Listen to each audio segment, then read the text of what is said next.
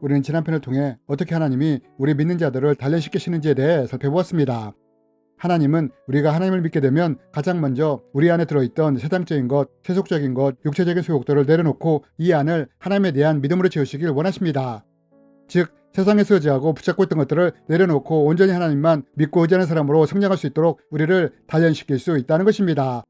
우리는 지난 편에서 아브라함을 통해 이것을 살펴보았습니다. 여러분, 하나님은 아브라함에게 말씀하셨습니다. 내가 너에게 복을 주고 너를 복의 근원으로 삼겠다고 말입니다. 그런데 이때 하나님이 이런 말씀을 하시면서 아브라함에게 요구하신 것이 무엇이었습니까? 그것은 이 약속의 말씀이 이루어지기 원한다면 먼저 너의 고향, 친척, 아버지 집을 떠나라고 하셨다는 것입니다. 그리고 오로지 하나님만 믿고 의지함으로 하나님의 지시한 땅으로 가라고 하셨다는 것입니다. 여호와께서 아브라함에게 이르시되 너는 너의 고향과 친척과 아버지의 집을 떠나 내가 내게 보여줄 땅으로 가라. 여러분, 하나님이 아브라함에게 축복의 말씀을 약속하시면서 먼저 아브라함에게 요구하신 것이 무엇이었습니까? 그것은 먼저 아브라함에게 안전과 의지를 제공해 주었던 고향과 친척과 아버지의 집을 떠나라고 하셨다는 것입니다. 그리고 온전히 하나님만 믿고 의지하며 하나님이 보여주실 땅으로 가라고 하셨다는 것입니다. 여러분, 하나님이 우리를 단련시켜 순금으로 만들고자 했을 때 가장 먼저 하시는 일이 뭔지 아십니까?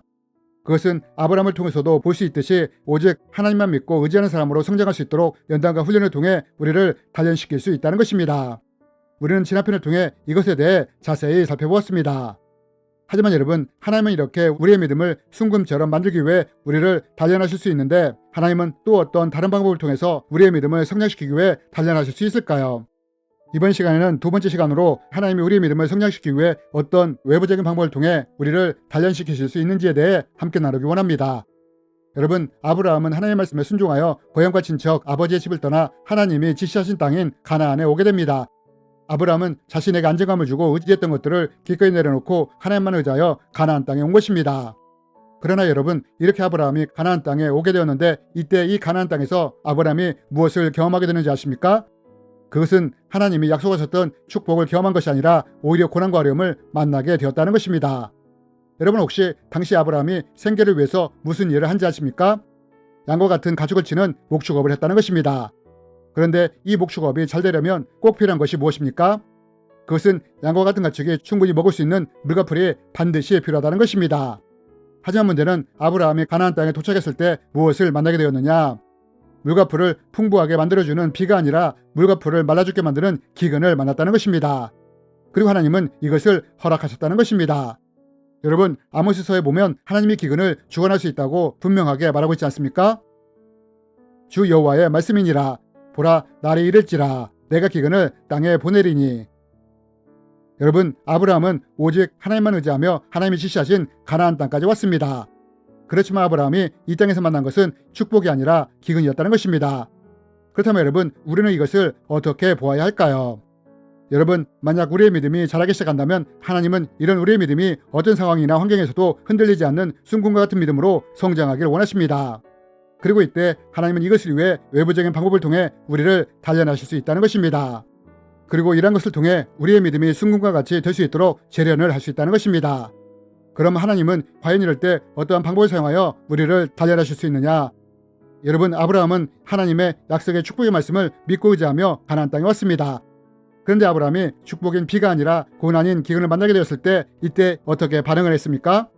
현실이 기대했던 바와 같이 다르게 일어나자 이 현실을 피해 물과 풀이 풍부했던 세상을 상징하는 애굽으로 떠나고자 했다는 것입니다. 하지만 여러분, 이때 진짜로 하나님이 아브라함에게 바라셨던 것이 무엇이었느냐? 그것은 가나안 땅이 어떤 상황과 환경일지라도 아브라함이 하나님의 약속의 말씀만을 굳건히 붙잡고 의지하면서 끝까지 그 땅에 머물기를 원하셨다는 것입니다. 여러분, 우리는 이것을 이삭의 사건을 통해서 볼 수 있지 않습니까? 이삭도 아브라함이 경험했던 동일한 기근을 경험한 적이 있습니다. 이것으로 인해 흉년을 경험하게 된 것입니다. 그러자 이삭도 이 기근을 피해 애굽으로 가고자 합니다.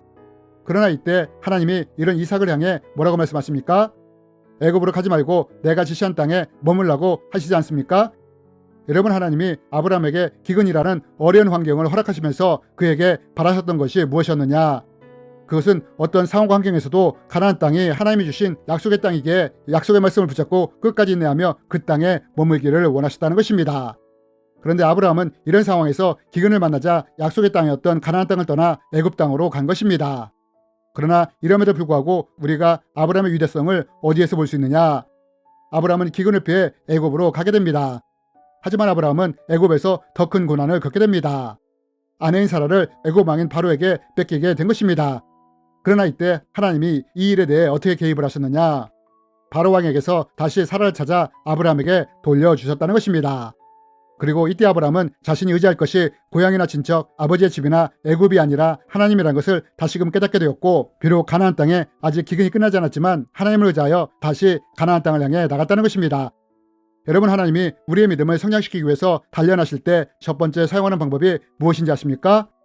그것은 우리 안에 하나님에 대한 믿음이 생겼을 때 우리가 온전히 하나님만 믿고 의지하는 사람으로 성장할 수 있도록 그동안 내가 의지하고 붙잡고 있던 세상적인 것들을 내려놓도록 연단과 훈련을 통해 우리를 단련하실 수 있다는 것입니다.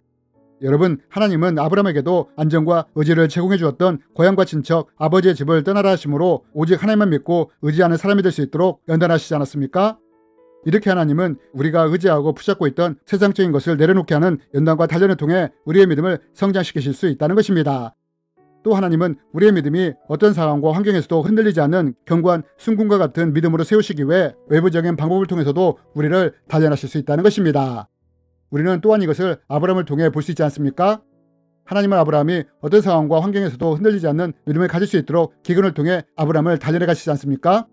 그리고 우리는 이러한 과정을 통해 아브라함의 믿음이 순금처럼 단련된 것을 볼 수 있지 않습니까?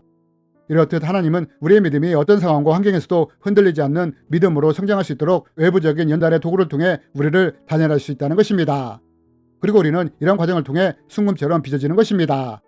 여러분, 무쇠 덩어리가 그대로 있게 된다면 이것은 많은 사람들에게 도움이 되지 못합니다.